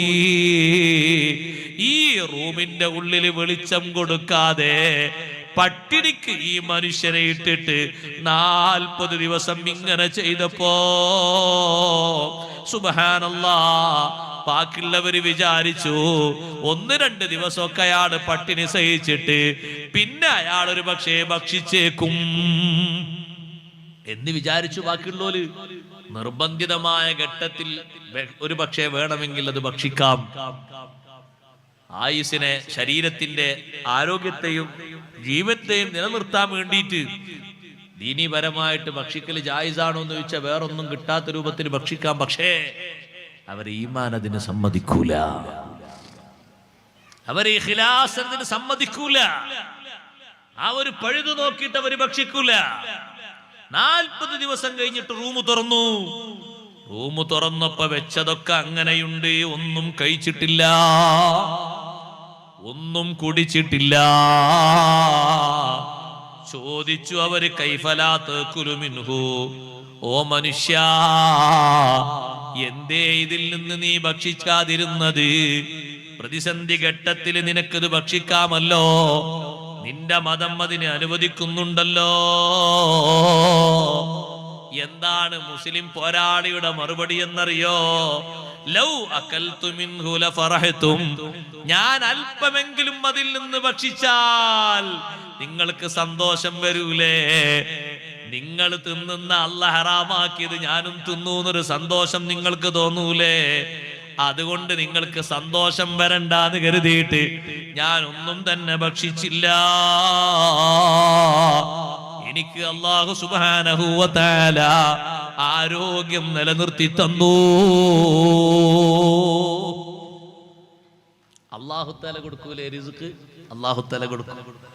അല്ലാഹു കൊടുക്കൂലേ ആരോഗ്യം? അല്ലാഹു തആല കൊടുക്കും ആരോഗ്യം. ഒന്നും ഭക്ഷിക്കാതെ ബുദ്ധിമുട്ടായി നിന്നിട്ട് വിശപ്പ് അനുഭവിച്ച് മരിക്കേണ്ട ഒരു ഘട്ടം വരുമ്പോ അവർക്ക് ഇല്ല. ഭക്ഷണമൊന്നും കടിക്കാതെ, നല്ല ഭക്ഷണമൊന്നും കൊടുക്കാതെ, ലിമിറ്റായ ഭക്ഷണം മാത്രം കൊടുത്തിട്ട് തടവിൽ പാർപ്പിച്ചിരുന്നില്ലേ ബഹുമാനപ്പെട്ട ഖുബൈബ് ബിൻ അദി റളിയല്ലാഹു അൻഹുവിനെ? ഖുബൈബ് റളിയല്ലാഹു അൻഹുവിനെ ഒരു നേരം നോക്കിയ ഹാരിത്തിന്റെ മകളായ സൈനബ് ഖുബൈബ് റളിയല്ലാഹു അൻഹു പോയി നോക്കിയപ്പോ സൈനബ് എന്ന് പറയുന്ന ആ പെണ്ണ് പറഞ്ഞു, മാ റഅയ്തു അസീറൻ ഖത്തു ഖൈറൻ മിൻ ഖുബൈബ്. ഖുബൈബ് റളിയല്ലാഹു അൻഹു പോലെ നല്ലൊരു തടവുകാരനെ ഞാൻ കണ്ടിട്ടില്ല. ഖുബൈബ് തങ്ങൾ എന്റെ വീട്ടിന്റെ മുറിയിൽ താമസിക്കുമ്പോ ഞാൻ കണ്ടു അദ്ദേഹം കയ്യിൽ മുന്തിരിക്കൊല പിടിച്ച് ഭക്ഷിക്കുന്നത് ഞാൻ കണ്ടു. മക്കയിൽ എവിടെയും മുന്തിരി കിട്ടുന്ന കാലമല്ല.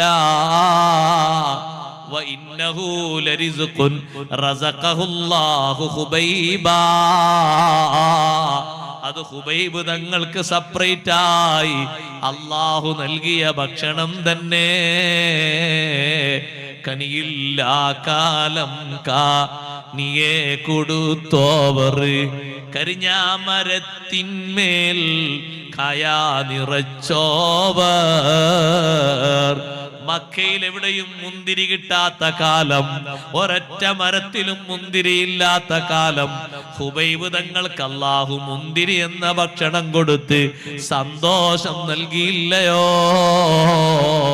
അല്ലാഹുവിന്റെ സ്പെഷ്യൽ ആളുകൾക്ക് ഭക്ഷണം കൊടുക്കുന്നത് അല്ലാഹുവല്ലേ?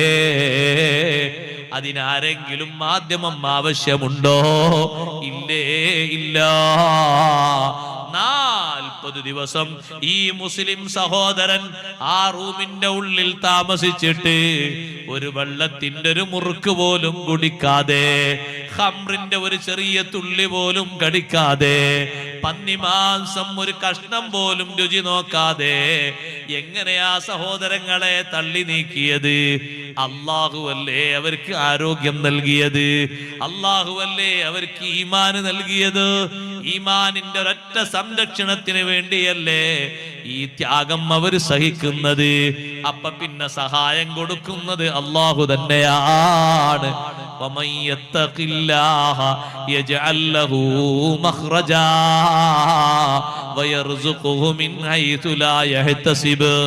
അല്ലാഹുവിനെ തഖ്വ ചെയ്ത് ജീവിക്കുന്ന മനുഷ്യന് അവിചാരിത മാർഗത്തിലൂടെ അല്ലാഹു റിസ്ക് നൽകും. അവന് കൊടുക്കേണ്ട മാർഗങ്ങളൊക്കെ അല്ലാഹു കൊടുക്കും, പരിഹാരങ്ങളൊക്കെ കൊടുക്കും. ഇതും നടന്നില്ല എന്ന് കണ്ടപ്പോ സൈന്യാധിപൻ ആ മനുഷ്യനോട്, മുസ്ലിമിനോട് പറഞ്ഞു, എങ്കിൽ ഒന്നും നീ ഭക്ഷിക്കാത്തത് കൊണ്ട് നിന്നെ വഴിക്ക് വിടണോ? നിന്റെ കൂടെയുള്ള തടവുകാരെ ഞാൻ വിട്ടേക്കണോ? എന്റെ കാലിൽ കിടന്നൊരു സുജൂദ് നീ ചെയ്തേക്കൂ, എന്റെ കാലിൽ കിടന്നൊരു സുജൂദ് നീ ചെയ്തേക്കൂ. അപ്പോൾ ആ മുസ്ലിമായ മനുഷ്യൻ പറഞ്ഞു, റോമിലെ അധിപനോട് പറഞ്ഞു, ഇന്ന സുജൂദ ഫീ ദീനി മുഹമ്മദിൻ സല്ലല്ലാഹു അലൈഹി വസല്ലം ലാ യജൂസു ഇല്ലാ ലില്ലാഹ്. നബി സല്ലല്ലാഹു അലൈഹി വസല്ലമ തങ്ങളെ മതത്തില് അല്ലാഹ്ക്കല്ലാതെ വേറാക്കും സുജൂദ് ചെയ്യാൻ പറ്റൂല. എന്നിട്ടാണോ നിനക്കൊരു സുജൂദ്? എന്നിട്ടാണോ നിന്റെ മുന്നിലൊന്ന് വീഴുന്നത്? നടക്കൂല കേട്ടോ.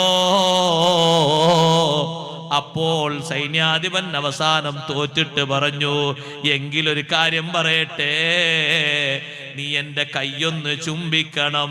അതെ, ഞാൻ നിന്റെ മാർഗവും നിന്റെ കൂടെയുള്ള തടവുകാരെയും വിട്ടുതരാം. എന്റെ കൈ നീ ചുംബിക്കുമോ? അപ്പോഴും മുസ്ലിം പറഞ്ഞു, ഇന്ന ഹാദാ ലാ യജൂസു ഇല്ലാ ലിൽ അബി. കൈ ചുംബനം ബാപ്പാന്റെ കൈ ചുംബിക്കാം. ബാപ്പാന്റെ കൈ ചുംബിക്കുന്നത് സുന്നത്താണ്. നമ്മളെ കൂട്ടത്തിൽ ആൾക്കാർക്ക് അതൊരു പരിചയം പോരാ അല്ലേ? ഇപ്പൊ അടുത്ത് ഉംറക്ക് പോകുന്ന ഒരാളോട്, ഉംറക്ക് പോകല്ലേ, ഇനിയെന്താ അവസ്ഥ ചെയ്യേണ്ടത്? യാത്രന്റെ സുന്നത്തായ 2 റക്അത്ത് നിസ്കരിച്ചു, ചൊല്ലേണ്ട ദിക്റൊക്കെ ചൊല്ലി, നിസ്കാരം കഴിഞ്ഞിട്ട് കുറച്ച് സൂറത്തൊക്കെ ഓതാനുണ്ട്, അതൊക്കെ ഓതി. യാത്രക്ക് വേണ്ടി ഒരുങ്ങുമ്പോ അങ്ങനെയാണ്. യാത്രയുടെ സുന്നത്ത് നിസ്കാരം കഴിഞ്ഞ് ചില ഓതേണ്ട സൂറത്തൊക്കെ ഓതണം. ഓതിക്കഴിഞ്ഞ് ദ്വാരന്ന് അവിടെയുള്ള ആളുകൾക്കൊക്കെ സ്വതക്ക കൊടുക്കണം. യാത്ര പോകുന്ന ആൾ സ്വതക്ക കൊടുക്കൽ സുന്നത്താണ്. ഇനി ദുബായിലേക്ക് പോകുന്ന ആളാണെങ്കിലും ശരി, ജിദ്ദയിലേക്ക് പോകുന്ന ആൾ ശരി, യാത്രക്കാരൻ സ്വതക്ക കൊടുക്കുന്ന സുന്നത്താണ്. പഴയ കാലത്തെ ഹജ്ജിന് പോകുമ്പോൾ നിങ്ങൾ ആലോചിച്ചിട്ടുണ്ടോ? പഴയ കാലത്തെ ഹജ്ജിന് പോകുമ്പോൾ അങ്ങനെയാണ്. അന്ന് ചില്ലറയാക്കിയ 2ന്റെ നോട്ട് 1ന്റെ നോട്ടൊക്കെ ഉണ്ടാവും. അപ്പൊ അത് കാണാനില്ല, അത് വേറെ വിഷയോ. 2ന്റെ നോട്ട് 1ന്റെ നോട്ട് ഇഷ്ടം പോലെ ഉണ്ടാകും. എന്നിട്ട് ആ വന്ന ആളുകൾക്കൊക്കെ കൊടുക്കും. മുതിർന്ന ആളുകൾക്ക് ഒരു 10 രൂപ കൊടുക്കും, കുറച്ചുകൂടി ആളുകൾക്ക് 5 രൂപ കൊടുക്കും. 5 രൂപ 10 രൂപ എന്ന് പറഞ്ഞാൽ ലോഡ് കണക്കിന് അരി കിട്ടും. ഇന്നത്തെ പോലെയല്ല. അങ്ങനെ ചെറിയ കുട്ടികൾക്കൊക്കെ 1 രൂപ 2 രൂപ അങ്ങനെ കൊടുത്ത് എല്ലാവർക്കും സ്വതക്ക കൊടുക്കും, കുട്ടികൾക്കടക്കം. എന്നിട്ടാണ് ഹജ്ജിന് പോകുന്ന ആള് വീട്ടിൽ നിന്ന് വാഹനത്തിലേക്ക് കയറുക. ഇത് വല്ലാത്തൊരു സന്തോഷമുള്ള യാത്ര. ആ വാഹനത്തിലേക്കാളും കയറി വാഹനം അങ്ങനെ നീങ്ങുമ്പോ വാഹനം പോകുന്ന ഭാഗത്തേക്ക് തിരിഞ്ഞുകൊണ്ട് ബാങ്ക് വിളിക്കും. അതും ഒരു സുന്നത്താണ്. അങ്ങനെ വാങ്ങിക്കൊടുക്കും, ആ സുന്നത്തോടൊക്കെ ചെയ്യും. ഉംറക്ക് പോകാൻ ഇറങ്ങുന്ന ആള് കാര്യങ്ങളൊക്കെ ചെയ്തിറങ്ങുമ്പോ ഞാൻ പറഞ്ഞു, ആരെ വീട്ടുകള് ബാപ്പുണ്ട് ഉമ്മണ്ട്, എന്നാ അവരെ ഒന്ന് മുസാഫത്ത് ചെയ്ത് കൈയൊന്ന് പിടിച്ച് മുത്തിക്കോളി എന്ന് പറഞ്ഞു, ചുംബിച്ചോളി, സുന്നത്താണ്. അപ്പൊ അദ്ദേഹം ചോദിച്ചു, ഉസ്താദെ മുസാഫത്ത് ചെയ്താ പോരെ, ചുംബിക്കണോന്ന്? ബാപ്പാന്റെ കൈ ചുംബിക്കൽ സുന്നത്താണ്. ബാപ്പ ആലിമാകണം എന്നില്ല, ബാപ്പ ആലിമാകണം എന്നില്ല. ബാപ്പാന്റെ കൈ നീ ചുംബിക്കുന്നത് ക്വാളിഫിക്കേഷൻ നോക്കിയിട്ടല്ല, ബാപ്പ നിനക്ക് ജന്മം നൽകാൻ നിമിത്തമായി എന്നൊരൊറ്റ കാരണം കൊണ്ടാണ്. ഉമ്മാന്റെ കൈയും നീ പിടിച്ച് ചുംബിക്കണം, ഉമ്മാമ്മയുടെ കൈയും പിടിച്ച് ചുംബിക്കണം, ഉപ്പാപ്പയുടെ കൈയും പിടിച്ച് ചുംബിക്കണം. സാദാത്തുക്കളെ കൈ ചുംബിക്കുന്നത് അവർ അഹ്ലു ബൈത്തിൽ അംഗമായി എന്ന ബഹുമാനം കൊണ്ടാണ്. ഉലമാഇന്റെ കൈ ചുംബിക്കുന്നത് ഇൽമു കൊണ്ട് അല്ലാഹു ആദരിച്ചു എന്ന നിലക്കാണ്. അങ്ങനെയുള്ള ആൾക്കാർക്കൊക്കെ വേറെ കാരണങ്ങളുണ്ട്. ബാപ്പക്ക് ഒരു കാരണവും വേണ്ട, ബാപ്പ ബാപ്പായി എന്നുള്ള കാരണം കൊണ്ട് തന്നെ കൈപിടിച്ച് ചുംബിക്കണം. അത് സുന്നത്താണ്, ഒരു പൊരുത്താണ്. ഉമ്മാന്റെ കൈയും പിടിച്ച് ചുംബിക്കണം. യാത്ര പോകുന്ന ആളുകൾക്ക് സുന്നത്താണ്. ഇതുവരെ ചെയ്യാത്ത ആൾക്കാർ ഇനി ചെയ്യാ, അല്ലാഹു തആല തൗഫീഖ് നൽകട്ടെ. അപ്പൊ ഈ മുസ്ലിം സഹോദരൻ പറഞ്ഞു, ചുംബിക്കേണ്ടത് ബാപ്പാന്റെ കൈയല്ലേ, നീ എന്റെ ബാപ്പല്ലല്ലോ. നീതിമാനായ രാജാവിന്റെ കൈ ചുംബിക്കണം, നീ നീതിമാനല്ലല്ലോ. 40 ദിവസം എന്നെ പട്ടിണി കിട്ട, നീ എന്ത് നീതിമാനാ? നിന്റെ കൈയൊക്കെ ചുംബിക്കാതാ. അല്ലെങ്കിൽ എന്റെ ഉസ്താദിന്റെ കൈ ചുംബിക്കണം, അത് ഉസ്താദ് എനിക്ക് അക്ഷരം പഠിപ്പിച്ചു എന്നുള്ളതാണ്. ആ ഉസ്താദ് ഇപ്പൊ പഠിപ്പിക്കുന്ന ആളാണെങ്കിലും ശരി, അല്ലാത്ത ആളാണെങ്കിലും ശരി, നമ്മളെ പണ്ട് മദ്രസയിൽ പഠിപ്പിച്ച ഉസ്താദ് ഇപ്പൊ ആ ഉസ്താദ് ഒരു കച്ചവടക്കാരനാണ്, പക്ഷെ നമുക്ക് ഉസ്താദാണത്. ആ ഉസ്താദിന്റെ അലിഫിന്റെ മേലെയാണ് നമ്മൾ ഇന്നും ഫാത്തിഹ ഓതുന്നത്, ഖുർആൻ ഓതുന്നത്, തക്ബീർ ചൊല്ലുന്നത്, സ്വലാത്ത് ചൊല്ലുന്നത്. ആ അക്ഷരക്കൂട്ടങ്ങൾ നമ്മുടെ മനസ്സിൽ, നമ്മുടെ നാവിൽ ഉറപ്പിച്ചു തന്നത് ആ ഉസ്താദാണ്. എപ്പോഴും ആ ഉസ്താദിനോട് ബഹുമാനം വേണം. ആ ഉസ്താദ് ആ മേഖലയിൽ നിന്ന് വിട്ടാലും നമുക്കത് ഉസ്താദാണ്. ബഹുമാനം വേണം, ആദരവ് വേണം. രോഗിയായാൽ സന്ദർശിക്കണം, ആവശ്യങ്ങൾ നിറവേറ്റി കൊടുക്കണം, ഹദിയകൾ കൊണ്ടുപോയി കൊടുക്കണം, നാട്ടിൽ വരുമ്പോൾ പോയി സന്ദർശിക്കണം, സുഖവിവരങ്ങൾ അന്വേഷിക്കണം, ദാരിദ്ര്യമുണ്ടെങ്കിൽ ഉസ്താദിന് ദാരിദ്ര്യത്തിൽ നിന്ന് കരകയറ്റണം, എല്ലാ സ്നേഹപരമായ കാര്യങ്ങളും ചെയ്യണം. ഇപ്പോൾ ഉസ്താദ് മുഅല്ലിം അല്ലെങ്കിലും ശരി, നമുക്ക് ഇൽമു പഠിപ്പിച്ചു എന്നുള്ളത് കൊണ്ട് ജീവിതത്തിന്റെ അവസാനം വരെ ബഹുമാനിക്കാനും സ്നേഹിക്കാനും നമ്മൾ കടപ്പെട്ടവരാണ്. അവരെ സ്നേഹിക്കണം, ബഹുമാനിക്കണം. അത് നമ്മുടെ വിജയത്തിന്റെ ഒരു പ്രധാനപ്പെട്ട കാരണമാണ്.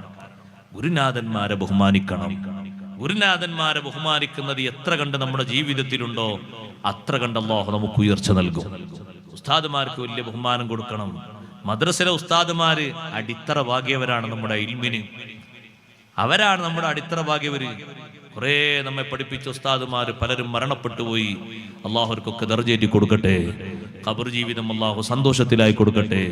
മുഖറബീങ്ങളിൽ അള്ളാഹു സ്ഥാനം കൊടുക്കട്ടെ. ജീവിച്ചിരിക്കുന്നവർക്ക് അള്ളാഹു ആഫിയത്തുള്ള ദീർഘായുസ്സ് കൊടുക്കട്ടെ. സഹോദരന്മാരെ, ഇൽമു പഠിപ്പിച്ച ഉസ്താദുമാരോട് ശുക്രാണ്. അവർക്ക് വേണ്ടി ദുആ ചെയ്യണം, എപ്പോഴും ദ്വാരക്കണം. ബഹുമാനപ്പെട്ട ഇമാം ബുഖാരി റളിയല്ലാഹു അൻഹു പറഞ്ഞില്ലേ, എനിക്ക് ഇൽമു പഠിപ്പിച്ചെന്ന മഹാനാണ് അഹ്മദ് ബിൻ ഹംബൽ റളിയല്ലാഹു അൻഹു. ഒരൊറ്റ നിസ്കാരവും ഞാൻ നിസ്കരിച്ചിട്ടില്ല, എന്റെ ഉസ്താദായ അഹ്മദ് ബിൻ ഹംബൽ തങ്ങൾക്ക് ദുആ ചെയ്യാതെ ഒരൊറ്റ നിസ്കാരവും ഇല്ല. ഞാൻ ഏത് ഫർദ് നിസ്കരിച്ചിട്ടുണ്ടോ, സുന്നത്ത് നിസ്കരിച്ചിട്ടുണ്ടോ, എന്റെ ഉസ്താദായ അഹ്മദ് ബിൻ ഹംബൽ തങ്ങൾക്ക് ദുആ നടത്തിയിട്ടല്ലാതെ ഒരൊറ്റ നിസ്കാരവും നിർവഹിച്ചിട്ടില്ല. ബാപ്പ ഉമ്മക്ക് എപ്പോഴും ദുആ ചെയ്യണം. എല്ലാ ദുആകളിലും ബാപ്പാനെ ഉമ്മാനെ ഉൾപ്പെടുത്തണം. അവരെ മറന്നിട്ടൊരു ദുആ പറ്റൂല. ഉസ്താദുമാരെ ഒഴിവാക്കിയൊരു ദുആ പറ്റൂല. നമ്മുടെ ജീവിതത്തിന്റെ അവലംബങ്ങളാണ്, വിജയത്തിന്റെ നെടുന്തൂണുകളാണ് ഇവര്. ഇരിക്കട്ടെ, ഈ മുസ്ലിം പറയുന്നു, ഞാൻ ഒന്നുകിൽ കൈ ചുംബിക്കേണ്ടത് ബാപ്പാന്റെ കൈയല്ലേ, നീ എന്റെ ബാപ്പയല്ല, നീതിമാനായ ഭരണാധികാരിന്റെ കൈയല്ലേ. 40 ദിവസം എന്നെ പട്ടിണി കിട്ട നിനക്കെന്ത് നീതിയാണ്? നിന്റെ കൈ ചുംബിക്കാൻ പറ്റൂല. അല്ലെങ്കിൽ നീ എന്റെ ഉസ്താദാകണം, നീ ഉസ്താദല്ലല്ലോ, പിന്നെങ്ങനെ കൈ ചുംബിക്കാനാ? സുബ്ഹാനല്ലാഹ്. അപ്പ പറഞ്ഞു, പിന്നെ എന്റെ കൈ ചുംബിക്കണില്ലെങ്കിൽ എന്നാ പിന്നെ എന്റെ നെറ്റിയിൽ നീ ഒന്ന് ചുംബനം നടത്തിക്കോ. നിന്റെ നെറ്റിയിൽ വേണമെങ്കിൽ ഞാനൊരു ചുംബനം നടത്താം, പക്ഷേ അതിനൊരു നിബന്ധനയുണ്ട്. എന്താ നിബന്ധന? എന്റെ കൈ നിന്റെ നെറ്റിന്റെ മേലെ വെച്ചിട്ട് എന്റെ കൈയിന്റെ മേലെ ഞാൻ അങ്ങ് ചുംബിക്കാം. ഡയറക്റ്റായി നിന്റെ നെറ്റിക്ക് ചുംബിക്കാൻ എനിക്ക് തോന്നുന്നില്ല.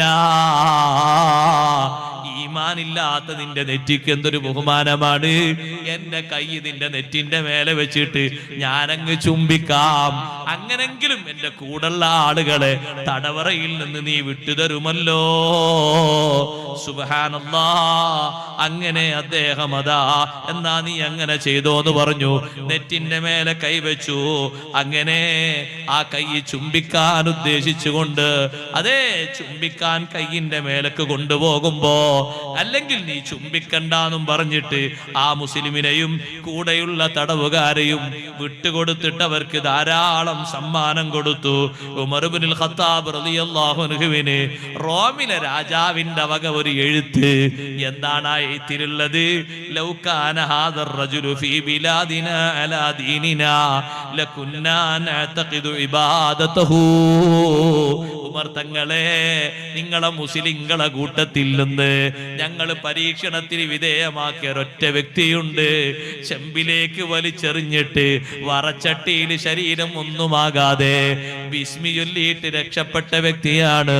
40 ദിവസം പട്ടിണിക്കിട്ടിട്ട് മുന്നിൽ 1-ാം നമ്പർ ഹംറും അതുപോലെ പന്നീർച്ചയും കൊടുത്തിട്ട് ഒന്നും കളിക്കാതെ പട്ടിണി കിടന്നിട്ട് നല്ല ആരോഗ്യത്തോടെ തിരിച്ചു വന്ന ആളാണ്. സുബ്ഹാനല്ലാഹ്. ഈ ഒരൊറ്റ ആള് നമ്മുടെ നാട്ടിലുണ്ടോ? അദ്ദേഹത്തിന്റെ വിശ്വാസത്തിൽ നമ്മൾ ചേർന്നു പോകും. നമ്മൾ ആ ആരാധന ശരിയായി വെച്ചുകൊള്ളും. ഉമർ റളിയല്ലാഹുവിന്റെ അടുത്തേക്ക് അതാ ഈ മുസ്ലിം സംഘം മൊത്തം അങ്ങോട്ട് ചെന്നപ്പോ ഉമർ റളിയല്ലാഹു പറഞ്ഞു, അതേ സമ്പത്ത് നിനക്ക് മാത്രം പോരാ, ഒരുപാട് സമ്പത്ത് റോമിലെ രാജാവ് തന്നിട്ടുണ്ടല്ലോ, മദീനയിലെ മുസ്ലിങ്ങൾക്ക് എല്ലാവർക്കും കൊടുക്കൂ. സുബ്ഹാനല്ലാഹ്. ആ ആളുകൾ മദീനയിലെ മുസ്ലിങ്ങൾക്ക് മൊത്തം ആ സമ്പത്ത് വീതം വെച്ചു കൊടുത്തു. ഈമാനിൽ വിജയിച്ചത് കൊണ്ട് സമ്മാനമാണ് കിട്ടിയത്.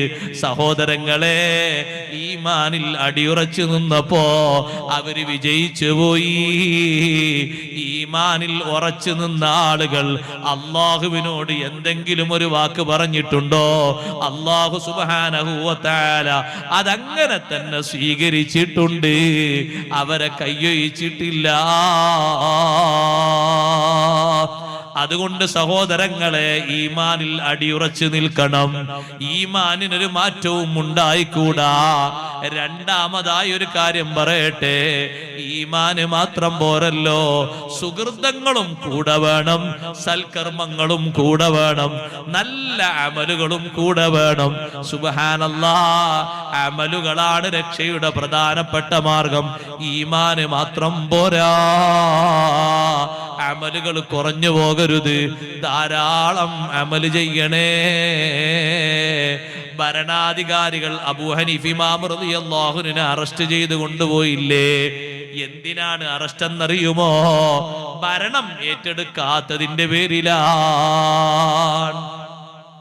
ഇപ്പോഴൊക്കെ ആൾക്കാർ ഭരണം ഏറ്റെടുക്കാൻ എല്ലാവരും പത്രികയായിട്ട് മുന്നോട്ട് ഇല്ലല്ലേ? നിങ്ങൾ വിളിച്ചൊക്കെ ഒന്ന് അനൗൺസ് ചെയ്തൊക്കെ മൈക്കിൽ എത്ര ആള് മുന്നോട്ട് വരും? സുബ്ഹാനല്ലാഹ്. ഞാൻ അതിന് പറ്റും. എനിക്ക് ഇംഗ്ലീഷ് അറിയും, മലയാളം അറിയും, കോടതി അറിയും, നിയമം അറിയും, ഒക്കെ അറിയും. ആണും വരും, പെണ്ണടക്കം വരൂലേ ഭരണം ഏറ്റെടുക്കാന്? എന്താ അബൂ ഹനീഫ ഇമാം നിങ്ങൾ ഭരണം ഏറ്റെടുക്കാത്ത? ഇസ്ലാമിന്റെ ഭരണാധികാരികൾ പറഞ്ഞിട്ട് ഭരണം വലിയൊരു തലവേദനയാണ്. ഒരൊറ്റ മെമ്പർക്ക് എന്തെങ്കിലും വിഷയം സംഭവിച്ചിട്ടുണ്ടെങ്കിൽ അതിനടക്കം ജവാബ് പറഞ്ഞിട്ടല്ലാതെ കാല് മുന്നോട്ട് വെക്കാൻ അല്ലാഹു അനുവദിക്കില്ലല്ലോ. ഭരണം വലിയ തലവേദന പിടിച്ച സംഗതിയാണ്. അബൂ ഹനീഫ ഇമാം റളിയല്ലാഹു അൻഹുവിനെ ഭരണാധികാരികൾ അടിക്കുകയാണ്, ചാട്ടവാറ് കൊണ്ട് അടിക്കുകയാണ്. മുഖത്തിന്റെ ഭാഗത്തുകൂടെ ചോരങ്ങനെ ഒഴുകുന്നു. ഇമാമുൽ ആദം തങ്ങൾ പറയുന്നു, നിങ്ങൾ എന്നെ എത്ര അടിച്ചാലും, നിങ്ങളെ അടിയേറ്റിട്ട് മരിക്കേണ്ടി വന്നാലും ഭരണം ഏറ്റെടുക്കൂല. കാരണം ഭരണവുമായി ബന്ധപ്പെട്ട് വന്ന ഹദീസ് അത് ചില്ലറ ഹദീസുകളല്ല, ചെറിയൊരു കാര്യമല്ല. ഞാനത് ഏറ്റെടുക്കൂല. മഹാനവറുകളെ ജയിലിലടച്ചു ഭരണകർത്താക്കള്. ജയിലിലടച്ചപ്പോഴും മഹാനവറുകൾ ദുഃഖിച്ചിരിക്കുകയല്ല. എനിക്ക് അല്ലാഹു തആല താമസിക്കാൻ തരുന്നത് ജയിലാണോ? ജയിലിൽ വെച്ചും എന്റെ ഇബാദത്തിന് കോട്ടം സംഭവിച്ചുകൂടാ. ഉമ്മമാരെ, ജയിലിൽ അബൂ ഹനീഫ ഇമാം റളിയല്ലാഹു അൻഹു വഫാത്താകുന്നത് ജയിലിൽ വെച്ചാണ്. മരിക്കാൻ സമയം അടുത്തെന്ന് മഹാനവറുകൾക്ക് തോന്നിയപ്പോ നേരെ പോയി ഉളു എടുത്തിട്ട് നല്ല വസ്ത്രം ധരിച്ചിട്ട് സാധാരണ നിസ്കരിക്കുന്ന സ്ഥലത്ത് വന്ന് മഹാനവറുകൾ കൈകെട്ടിയിട്ട് നേരെ നിസ്കാരത്തിൽ സുജൂദിലേക്ക് നെറ്റിവെച്ചപ്പോ കുറെ നേരം കഴിഞ്ഞിട്ടും സുജൂദിൽ നിന്ന് നെറ്റിയെടുക്കാത്തത് കണ്ടപ്പോ ആളുകൾ വന്നിട്ട് അബൂ ഹനീഫ ഇമാം തങ്ങളെ നെറ്റി ഉയർത്തിയപ്പോ സുജൂദിൽ തന്നെ നെറ്റി വെച്ച് അല്ലാഹുവിലേക്ക് നീങ്ങിപ്പോയി. ആ സുജൂദിൽ നെറ്റിവെച്ച സ്ഥലത്ത് വെച്ച് ജയിലിൽ താമസിച്ച സമയത്ത് ഇമാമുൽ ആലം തങ്ങൾ ഓതി തീർത്ത ഖുർആനിന്റെ ഖത്ബ് ജയിലിലുള്ള ആളുകളൊന്ന് എണ്ണി കണക്കാക്കി നോക്കുമ്പോ നെറ്റിവെച്ച സ്ഥലത്ത് വെച്ച് ഇരുന്നോദിയ ഖുർആൻ 7000 ഖത്മാണ്. സുബ്ഹാനല്ലാഹ്. അമൽ കുറഞ്ഞു പോകരുത്. ഫർളും സുന്നത്തുമായ അമല് നന്നായി സ്വീകരിക്കണം. ഈമാനിന് ഏറ്റവും താങ്ങും തണലുമായി നിൽക്കുന്നത് അമലാണ്. ഈമാന് പറഞ്ഞിടത്തൊക്കെ അല്ലാഹു ഖുർആനിൽ അമലും പറഞ്ഞിട്ടുണ്ടല്ലോ. നമ്മൾ അമല് ധാരാളം ചെയ്യേണ്ട വിഭാഗമാണ്. എന്തിനാണെന്നറിയോ ഉമ്മമാരെ? പൂർവീകര് കണ്ടിട്ടില്ലാത്ത ഒരുപാട് സുഖങ്ങള് നമ്മൾ കൈക്കലാക്കി പോയി, നമ്മൾ അനുഭവിച്ചു പോയി. ഈ നാട്ടിലേതെങ്കിലും ഒരു വീട്ടില് വൈദ്യുതി ലഭിക്കാത്തതുണ്ട് എന്ന് എനിക്ക് തോന്നുന്നില്ല. ഇല്ല. നമ്മുടെ ഉമ്മാമ്മമാര് മണ്ണെണ്ണ വിളക്ക് കത്തിച്ച് വീടിന്റെ പുറത്തുള്ള കിണറ്റിന്റെ ആഴിയിൽ നിന്ന് വെള്ളം കോരിയിട്ട് ഓരോ ദിവസവും 150 200 ലിറ്റർ വെള്ളപ്പാത്രത്തിൽ നിറച്ചവരല്ലേ? ഒരൊറ്റ ദിവസം വെള്ളപ്പാത്രത്തിൽ 200 ലിറ്റർ വെള്ളം കുടുംബത്തിന് വേണ്ടി ഒരു ഉമ്മയും പെങ്ങളും കോരി നിറച്ചാൽ ആ ടൈമിൽ ചെയ്ത സേവനം മുഴുവനും സ്വർഗത്തിലേക്കുള്ള അമലല്ലയോ? ഓരോ തുള്ളി വെള്ളവും അവര് കോരിയെടുത്തത് മുക്കിയെടുത്തത് സ്വർഗത്തിലേക്ക് സ്ഥാനം കിട്ടുന്ന വലിയ അമലല്ലയോ? നമുക്ക് ആധുനിക സൗകര്യങ്ങളുടെ പേരിൽ ആ വലിയ അമലില്ലല്ലോ. ഒന്ന് സ്വിച്ച് ഓൺ ചെയ്താൽ വെള്ളം മുന്നിലെത്തിപ്പോയി, മറ്റൊരു ബട്ടണമർത്തിയാൽ തേങ്ങ അരച്ചുപോയി, വേറൊരു ബട്ടണമർത്തിയാൽ അതേ നമ്മുടെ കാര്യങ്ങളൊക്കെ റെഡിയായി.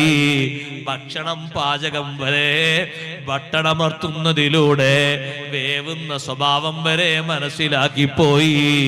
സൗകര്യങ്ങളും സംവിധാനങ്ങളൊക്കെ അല്ലാഹു തആല ഏറെ തരുമ്പോഴും നമ്മളെ ഭാഗത്തുനിന്ന് നന്ദി കുറഞ്ഞുകൂടാ. സൗകര്യങ്ങളുള്ള വീട്ടിൽ താമസിക്കുന്ന നമുക്ക് സുന്നത്ത് നിസ്കാരമില്ലേ? സുന്നത്ത് നിസ്കാരം കുറഞ്ഞുകൂടാ. ഫർള് നിസ്കാരം മാത്രം പോര കേട്ടോ, സുന്നത്തായ അമല് ധാരാളം വേണം കേട്ടോ. ഉമ്മമാരെ, നമ്മുടെ വീടൊക്കെ നോക്കുമ്പോ ഒരു സ്വർഗത്തിന്റെ മോഡലല്ലേ? സുബ്ഹാനല്ലാഹ്. വല്ലിപ്പമാരും വല്ലിമ്മമാരും ജീവിച്ച ഭവനങ്ങള്, പൂർവകാലത്തുള്ള ആളുകൾ ജീവിച്ച ഭവനങ്ങള്, എന്തെങ്കിലും സൗകര്യങ്ങൾ ആ വീട്ടില് പറയാറുണ്ടോ? ഒരു കട്ടില് വരെ ഒരാൾക്ക് കിടക്കാൻ പാകത്തിലല്ലേ? ഏറിപ്പോയാൽ 2 ആൾക്ക് കിടക്കാൻ പാകത്തിലല്ലേ? ഇന്ന് 4 ആൾക്ക് കടക്കാനും പാകത്തിൽ കട്ടിലുണ്ടല്ലോ, 10 ആൾക്ക് വിരിക്കാൻ പറ്റിയ പായയുമുണ്ടല്ലോ, വിരിപ്പും പുതപ്പുമുണ്ടല്ലോ. ഈ സൗകര്യങ്ങളൊക്കെ അല്ലാഹു തആല തന്നത് ഏറെ ശുക്ർ ചെയ്യാനാ, അമലൊട്ടും കുറച്ചുകൂടാ. മഹാന്മാർക്ക് മരണത്തിന്റെ ശേഷം സ്വർഗത്തിലേക്ക് പോകുന്ന അവസ്ഥകൾ അവർ കണ്ടത്. അതിന് കാരണം സയ്യിദുനാ റസൂലുള്ളാഹി സ്വല്ലല്ലാഹു അലൈഹി വസല്ലമ തങ്ങൾ പറഞ്ഞത് തന്നെ ജീവിതകാലത്ത് സമ്പാദിച്ച അമലാണ്. ഉമ്മുൽ അലാ ബീവി റളിയല്ലാഹു അൻഹ പറയുന്നുണ്ട്, എന്റെ വീട്ടിൽ താമസിച്ചിട്ട് ഇബാദത്ത് ഇങ്ങനെ കണ്ടിട്ട് എനിക്ക് വലിയ സന്തോഷം തോന്നിയ മഹാനാണ് ഉസ്മാൻ ബിൻ മൽഊൻ റളിയല്ലാഹു അൻഹു. ബദരീങ്ങളിൽപ്പെട്ട മഹാനാണ്. ആ മഹാനുഭാവൻ എന്റെ വീട്ടിലായിരുന്നു. ഉമ്മുൽ അലാ ബീവി റളിയല്ലാഹു അൻഹ പറയാ, എന്റെ വീട്ടിലായിരുന്നു കുറെക്കാലം താമസിച്ചിരുന്നത്. ഇബാദത്ത് ഇങ്ങനെ കാണുമ്പോ എന്തൊരു സൗന്ദര്യാന്നറിയോ? പകല് നോമ്പ്, രാത്രി ഒരു പേരിന് ശരീരത്തെ നുണയിപ്പിക്കാൻ വേണ്ടി ഒന്ന് ഉറങ്ങി എന്നൊക്കെ പറയാ. 2-3 മണിക്കൂറൊന്നും ഉറങ്ങിയിട്ട് നോക്കുമ്പോ കാണാ മഹാനവറുകൾ നിസ്കരിക്കുന്നു, ഖുർആൻ ഓതുന്നു, ദിക്ർ ചൊല്ലുന്നു, കരയുന്നു. പിന്നെ കുറച്ച് കഴിഞ്ഞാൽ പള്ളിയിലേക്ക് ജമാഅത്തിന് സുബഹിക്ക് പോകും. പകല് സമയത്താണെങ്കിൽ ജോലിക്ക് പോകും. ജോലി കഴിഞ്ഞ് വന്നാൽ പിന്നെയും മദീന പള്ളിയിൽ ഉണ്ടാകും, ദർസ് പഠിക്കാനും ഇൽമു കേൾക്കാനും. ഇങ്ങനെ അങ്ങോട്ട് ജീവിതം ഇബാദത്തിലായി മാത്രം കൊണ്ട് മുഴുകിയ ഉസ്മാൻ ബിൻ മൽഊൻ റളിയല്ലാഹു അൻഹു എന്റെ വീട്ടിൽ താമസിക്കുന്നതിനിടയിലാണ് ഉമ്മുൽ അലാ ബീവി പറയുന്നു, മഹാനവറുകൾ വഫാത്തായി പോയി. വഫാത്തായി കിടക്കുന്ന ജനാസയുടെ അടുത്തേക്ക് സയ്യിദുനാ മുഹമ്മദുർ റസൂലുള്ളാഹി സ്വല്ലല്ലാഹു അലൈഹി വസല്ലം തങ്ങൾ വന്നപ്പോ ഉസ്മാൻ ഇബ്നു മൽഊൻ റളിയല്ലാഹു അൻഹുവിനെ നോക്കിയിട്ട് ഉമ്മുൽ അലാ ബീവി റളിയല്ലാഹു അൻഹ ഒരു വാക്ക് പറഞ്ഞു, അമ്മാ ഷഹാദതി അലൈക ലഖദ് അക്രമകല്ലാഹ്. ഓ ഉസ്മാൻ ഇബ്നു മൽഊൻ തങ്ങളെ, ഞാൻ നിങ്ങൾക്ക് നൽകുന്ന സാക്ഷ്യം, ഞാൻ നിങ്ങൾക്ക് നൽകുന്ന സർട്ടിഫിക്കറ്റ്, ലഖദ് അക്രമകല്ലാഹ്, അല്ലാഹു നിങ്ങളെ ആദരിച്ചിട്ടുണ്ടല്ലോ, അല്ലാഹു നിങ്ങൾക്ക് ബഹുമാനം നൽകിയിട്ടുണ്ടല്ലോ എന്നൊരു വാക്ക് നബി സല്ലല്ലാഹു അലൈഹി വസല്ലം വന്നപ്പോ ഞാൻ പറഞ്ഞപ്പോ അല്ലാഹുവിന്റെ റസൂല് എന്നോട് ചോദിച്ചു, ഉമ്മുൽ അലാഏ വമാ യുദ്രീകി അന്നല്ലാഹ അക്രമഹു, ഈ സ്വഹാബിക്ക് അല്ലാഹ് ബഹുമാനം കൊടുത്തു എന്ന് നിങ്ങൾക്കാരാ വിവരം തന്നത്? ഈ സ്വഹാബിക്ക് അല്ലാഹ് ബഹുമാനം കൊടുത്തു എന്ന് നിങ്ങൾക്ക് അറിവ് തന്നതാരാ? ഉമ്മുൽ അലാ ബീവി പറയാണ്, ഞാൻ പേടിച്ചു പോയി. ഞാൻ പറഞ്ഞത് അബദ്ധമായി പോയോ എന്ന് എനിക്ക് തോന്നിപ്പോയി. രാവും പകലും ജീവിതം കണ്ടിട്ടാണ് ഞാൻ അങ്ങനെ പറഞ്ഞത്. അല്ലാഹുവിന്റെ റസൂൽ സ്വല്ലല്ലാഹു അലൈഹി വസല്ലം തങ്ങൾ പറയുന്നു, ഞാൻ അല്ലാഹുവിന്റെ റസൂലല്ലേ, എന്റെ കാര്യത്തെ പറ്റി തന്നെ എനിക്ക് വിധി എഴുതാനൊക്കില്ല. പെട്ടെന്ന് നിങ്ങൾ ഇങ്ങനെ സർട്ടിഫിക്കറ്റ് കൊടുക്കാനുള്ള കാരണം എന്താണ്? ഉമ്മുൽ അലാ ബീവി റളിയല്ലാഹു അൻഹ പറയുന്നു, നബിയേ, ഇനി ഞാൻ ഒരാളെയും മദ്ഹ് പറയൂല, പൊക്കി പറയൂല. നിങ്ങൾക്കാരാ വിവരം തന്നത് എന്ന് അല്ലാഹുവിന്റെ റസൂല് ചോദിച്ചതോടെ ഞാൻ പേടിച്ചു പോയി. പിന്നെ ഞാൻ ഒരാളെയും അങ്ങനെ ഉയർത്തി പറയാറില്ല. എന്നാലും എന്റെ മനസ്സിലൊരു സങ്കടം, ഞാൻ ഇത്രയും ബഹുമാനത്തോടെ കണ്ട ഒരു മഹാനെ പറ്റി ഞാൻ അങ്ങനെ പറഞ്ഞതിന് നിങ്ങൾക്ക് എവിടുന്നേ വിവരം കിട്ടിയെന്ന് അല്ലാഹുവിന്റെ റസൂല് എന്നോട് ചോദിച്ചില്ലേ?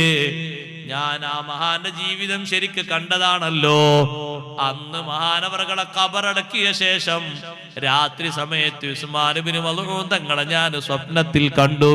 സുബ്ഹാനല്ലാഹ്, ഫുൾ വസ്ത്രം ധരിച്ചുകൊണ്ട് നല്ല സുസ്മേരവദനായി സന്തോഷത്തോടെ പച്ചത്തോപ്പുകളിലൂടെ മഹാനവറുകൾ അങ്ങനെ നടക്കുന്നത് സ്വപ്നത്തിൽ ദർശിച്ചപ്പോ ഞാൻ അല്ലാഹുവിന്റെ റസൂലിനോട് പോയിട്ട് പറഞ്ഞു, നബിയേ, ഉസ്മാൻ ഇബ്നു മൽഊൻ റളിയല്ലാഹു അൻഹുവിനെ പൂർണ്ണ വസ്ത്രം ധരിച്ച് പച്ചപ്പുള്ള സ്ഥലത്തുകൂടെ സന്തോഷത്തോടെ നടക്കുന്നത് കണ്ടുപോയി നബിയേ. ഉമ്മുൽ അലാഏ, നിങ്ങൾ കണ്ടത് ശരിയാണ്, ദാക അമലുഹു, ആ കണ്ട സൗന്ദര്യമില്ലേ അത് ജീവിതത്തിലെ അമലാകുന്നു. അതുകൊണ്ട് ഉമ്മമാരെ അമല് കുറക്കരുത്, ചെറുപ്പക്കാരെ അമല് കുറക്കരുത്. ഖുർആനുമായി ആത്മീയ ബന്ധം നമ്മൾ കൂടുതലാക്കണം. ഒരു മാസക്കാലം വലിയ ബന്ധമുണ്ടായിരുന്നില്ലേ, പെരുന്നാളോട് അത് ഉപേക്ഷിച്ചോ? പറ്റില്ല കേട്ടോ.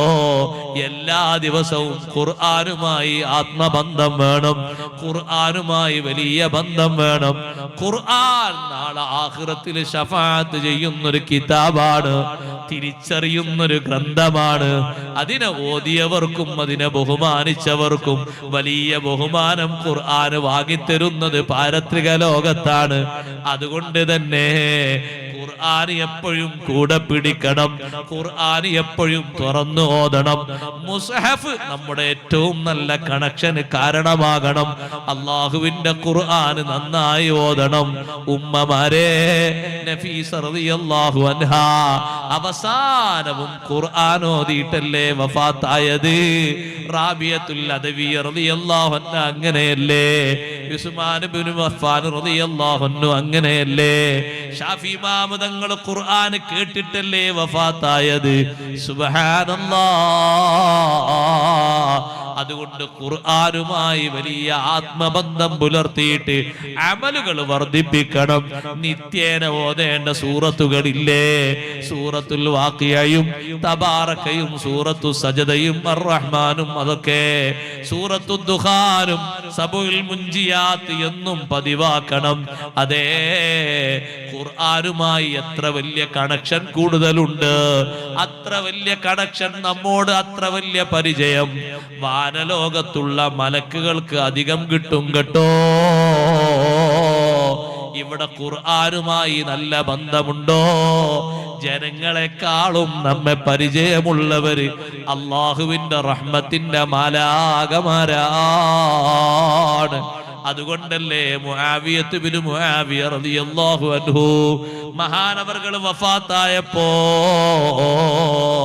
അതേ 10,000 മലക്കുകള് കൂട്ടം കൂട്ടമായി ജനാസ നിസ്കരിക്കാൻ വേണ്ടി ഇറങ്ങി വന്നപ്പോ നബി സല്ലല്ലാഹു അലൈഹി വസല്ലം തങ്ങൾ ചോദിച്ചില്ലേ, അല്ല മുആവിയ റളിയല്ലാഹു അൻഹുവിനെ നിങ്ങൾക്ക് പരിചയമുണ്ടോ?